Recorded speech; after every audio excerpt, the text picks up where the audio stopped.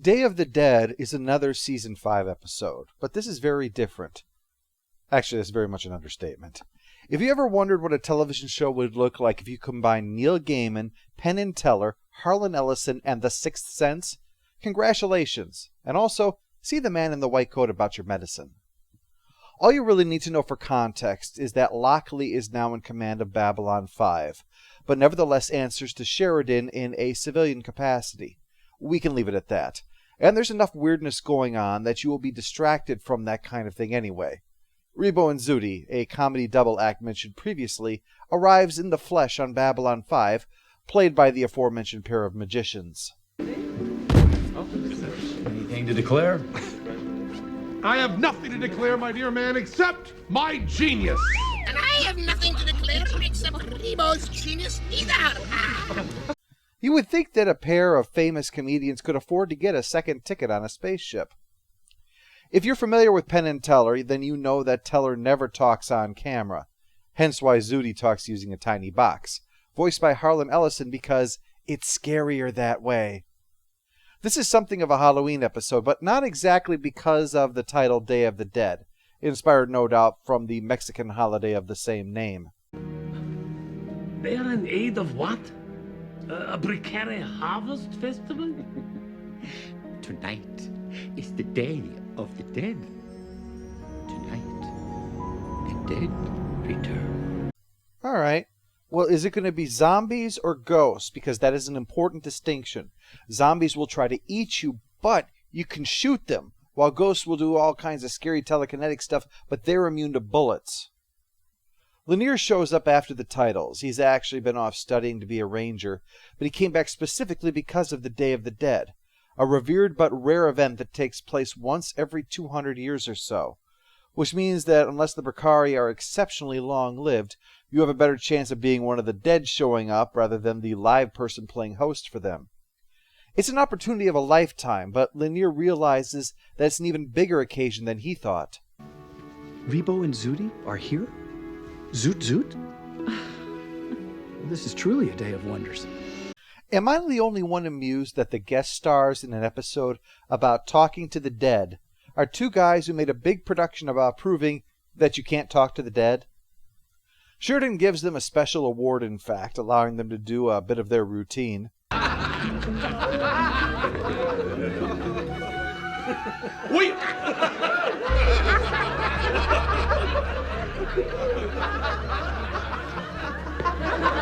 We have... Okay, it might not seem great, but you should see them do it with an apple in front of their faces. Lockley can't stay for this, though, much as you can see that she'd love to. She has a meeting with the Bakari to discuss this Day of the Dead thing. They want to buy part of Babylon 5, but just for one night, and then they promise they'll give it back again. Which seems odd, but what they're doing is, well, so they can talk to dead people. I think we can agree that buying B5 is the least weird part of this plan. If someone suddenly gets into a fistfight with a kangaroo in front of your house, the thing out of place is not that they're wearing white after Labor Day. G'Kar interrupts the meeting to plead with her not to go through with this, but she points out that the Declaration of Principles requires religious tolerance, making G'Kar look like kind of an asshole because he was the one who wrote them in the first place. So the Bakari mark out an area that they are defining as their territory. For the night, that will then officially be part of their homeworld. But Sheridan is much more excited about having the great comedy duo over for dinner with him and Delenn. Madam, we are Rebo and Zooty. Intro, amporkasi, zoot, nakokok, ornel.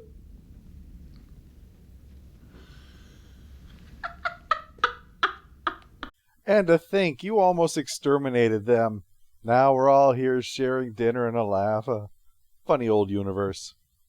Speaking of funny, the idea behind these two is that they're not actually supposed to be funny.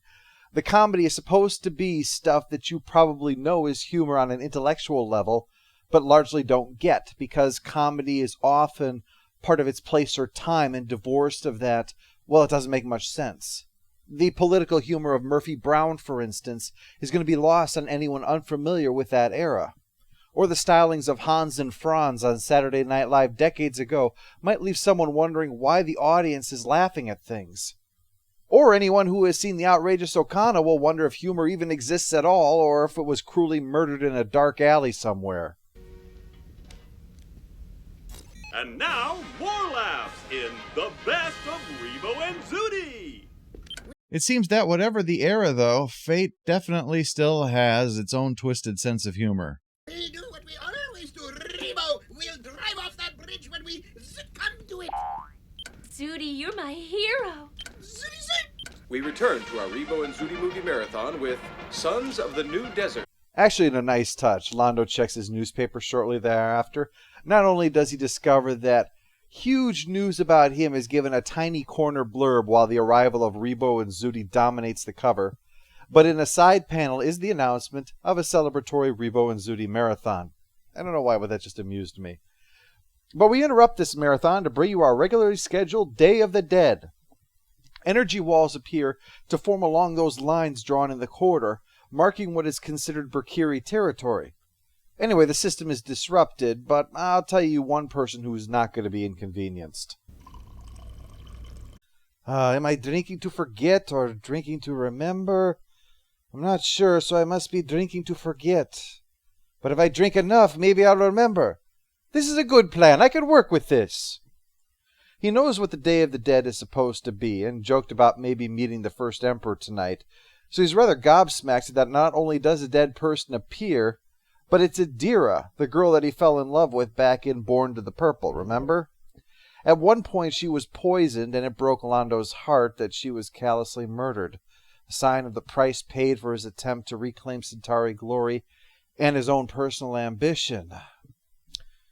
So, time to oil up and get fucking!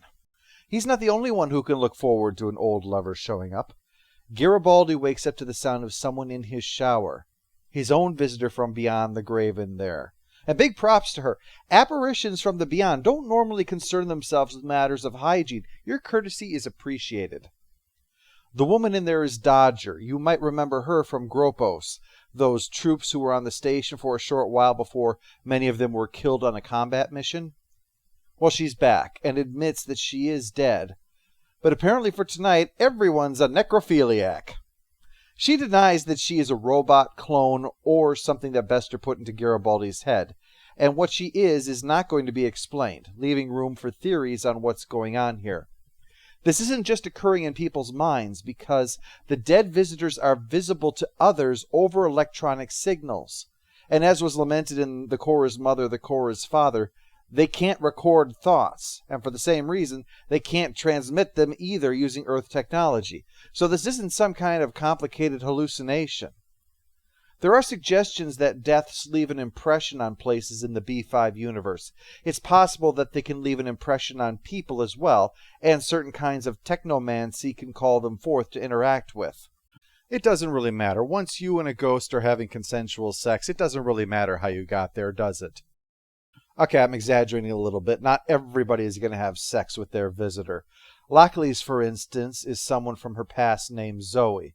And based upon the conversation that takes place, it's highly unlikely that they were lovers, just good friends trying to survive together because they were drug addicts. Lockley was a new character introduced in Season 5, so it's no surprise that Gaiman chose to go with someone the audience hadn't seen before in her case to help flesh out her backstory. When Lockley discovered Zoe dead one day, having aspirated and covered in cockroaches, it was the event that turned her life around, convinced her to sober up, join Earth Force, and eventually wind up on a space station populated with dead people. So life has had a bit of an interesting vector to it, hasn't it? And Zoe does make clear that this isn't time travel either. I died. I do remember that a little bit. I had to play a game of chess, and Piano Man was playing. You wouldn't think it, but Death is actually a really big Billy Joel fan. Over in Garibaldi's quarters, Dodger is dismissive of the supernatural nature of her arrival. And you have to admire her attitude. It takes a hardcore skeptic to reject life after death when you personally are alive after death. Meanwhile, Sheridan has found out that part of his station is currently missing, so he heads down there himself to inspect it, and finds the glowy wall. As an educated man, he decides the best thing to do is confronted by a portent of the unknown, an eldritch sign of a power far beyond his understanding, is to throw something at it. To be honest, I would have done the same thing, although I probably would have gone with a shoe instead of a fire extinguisher for exactly the reason that he's here. The hoary host of the netherworld tossed that puppy right back at him. Lanier's night visitor is obviously not who he expected, because he's rather taken aback to discover it's Mr. Morden. That was the guy who worked for the Shadows. He also worked with Londo, getting that whole evil empire thing of theirs started up, and Sheridan locked him up for a while too. I don't think it's a spoiler to say that the minion of the bad guys in a war that is now over is dead. Him surviving would be more of a spoiler to some weird 11th hour shit going on. Lanier doesn't like his company, though, and his advice even less so. So Lanier tries to leave, only that barrier stops him, too. Come on, you won't get there by walking. The other side of that corridor is over 200 million light years away. That's pretty far, even by sci-fi standards. Although maybe the Mercury have found out that the best way to break the light speed barrier is to just use the souls of the damned. That'd be kind of awesome, actually. Yeah, Morden's being very hyperbolic, because Lockley calls up Garibaldi to have him route the internal comm signal in such a way so that it can be transmitted to the intact portion of B5. And I think it'd be hard to have a real-time conversation over a distance that's about a 0.25% of the diameter of the known universe. I'm sorry, Dodger, what were you saying? It's a good thing I'm only here another hour or so, Cupcake. 2 weeks this, I'd kill you. Well, at least then you'd have something in common then, right? Back on B5, Rebo and Zooty have a rather unexpected announcement. They want to give up show business. They've gotten a lot of fame, success, laughs, but they feel that they've never done anything important. Even when they were cracking jokes under the despotic rule of President Clark, they only got away with it because nobody takes comedians seriously. Except apparently in the Republic of Turkey. But nobody listens to a comedian saying smart things, but will listen to a politician saying stupid things, and take what they say seriously. But Sheridan says that politics only matters to make sure that the obstacles to laughter, love, joy, all that crap, can't interfere with our attempts to be happy, and that makes what Rebo and Zooty do important.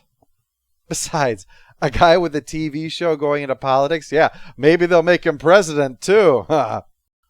Luckily finally gets through to Sheridan, but all she can say is that they all seem fine and things should go back to normal by morning, which it does, and the Mercari dutifully clean up after their intrusion of lost souls into the station. Well, untidied everything. And with Lockley unable to give Sheridan an explanation to what happened. Well, the high IQ boys back home think it might have been a device smuggled onto the station that somehow activates the parts of the brain responsible for memory. I don't think that would explain why a fire extinguisher would bounce off it, though, do you? And Zach is checking the air ducts to see if it was a gas used to create a similar effect. And Mr. Garibaldi wants to blame the telepaths. Of course, these days he's looking for grounds to blame them for everything from sunspots to hair loss. In his case, it does make total sense. Jakar comes by soon after, but Lockley assumes that it's just to gloat. He had actually spent the night sleeping elsewhere because he saw this shit coming. But he's actually come to apologize and say that no, she'd been right. He seems to regret not sharing in the experience, because the people who did all seemed the better for it. I'm guessing he didn't talk to Lanier. Day of the Dead gets a stamp of fine. It's certainly an unusual outing, and one that thankfully steers away from Soul Hunter territory for a different kind of experience. It's an episode about taking a moment with some of the characters, and not just in regards to the dead. Londo, for instance, is on the cusp of receiving something that he long dreamed of, but never thought he could. And now he sees that it's valueless.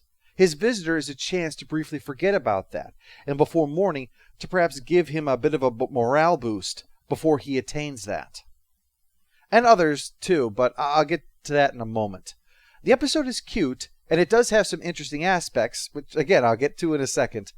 But I have to say that ultimately, it's rather unremarkable as a work in and of itself, hence why the stamp is simply fine. Okay, now I'm going to talk spoilers. If you are watching B5 and do not want to know things that will happen throughout the show, then stop watching the video now. 3, 2, 1, everyone was the murderer. So the ghosts that we see are clearly not consciously wished for, but rather fulfill a subconscious desire. Londo, for instance, needs the touch of his long-lost lover to go off and become emperor, to put his heart into it just as she gave her heart to him for who he was. Lockley got a chance for some closure finally on something that had always haunted her. Thus, Lanier's is most interesting in that it's Mr. Morden, showing the path that he is now on. His visitor isn't a lover or a long-lost friend, it's a warning. Lanier became a ranger for all the wrong reasons, and if you follow the events that happen, you know where he's going. And so Mr. Morden, the one who gives you what you want, but at a terrible price, is there to let Lanier know that if he tries to get what he wants, it will end badly for him. And given that he's the only one who actually sought out this experience, it makes it all the more telling. He had made a comment about Londo back in Dust to Dust that was rather fitting. A darkness in the heart cannot be cured by moving the body from one place to another. The jealousy that Lanier struggles with is not something that he can cure by running to and from places, but only by accepting what reality is. Zoe passes on a message to Lockley to give to Sheridan, and it's from Kosh.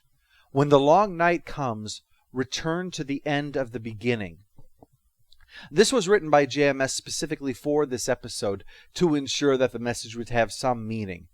What it likely means is that when Sheridan is about to finally die, he needs to return to Babylon 5 at the end. Remember the quote of Kosh that starts off the titles for this season? And so it begins. Babylon 5 was the beginning. Ergo, the end of the beginning is the end of Babylon 5. So when the station is destroyed, Sheridan must be there. There is also a small bit and then a payoff later based upon the fact that this is Penn and Teller we're dealing with. Teller, as I said, never speaks on camera, so Zooty only speaks through the machine. Rebo says that in the entirety of their career, Zooty has only ever once said something to him himself. Just why? At the end, Zooty covers up the machine with his hat and whispers to Sheridan, "Because it tells me to." 3 explanations are possible with this. I'll save mine for last. One is that Lockley had said that life needs mysteries, and so the meaning of what that is also given a little bit of mystery. The second one is the suggestion that he is covering not the machine, but his heart, and so he said he does what his heart tells him to do. Well, that's all well and good, but my theory is that this is foreshadowing. Who else do you know that has a little companion that goes with them everywhere? And everything they do is because that little companion tells them to. It's Emperor Londo Mollari, whom Zooty had just been speaking to moments earlier, who would have that creature attached to him by the former servants of the shadows. What's the difference between Zooty and Londo? Because when Zooty says serious things, it's a joke. But as a politician, no matter what Londo says, it's taken seriously.